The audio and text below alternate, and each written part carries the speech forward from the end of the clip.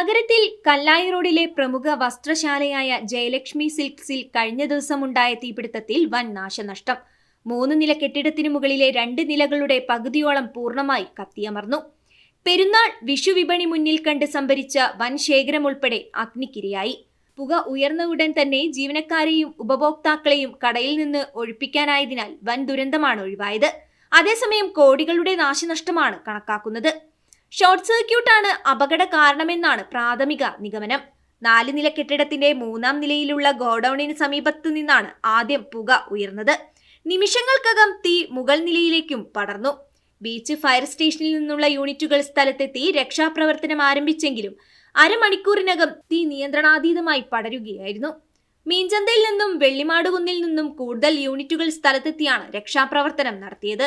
കരിപ്പൂർ വിമാനത്താവളത്തിൽ നിന്നുള്ള airfield crash fire tender പാന്തറും സ്ഥലത്തെത്തിയിരുന്നു.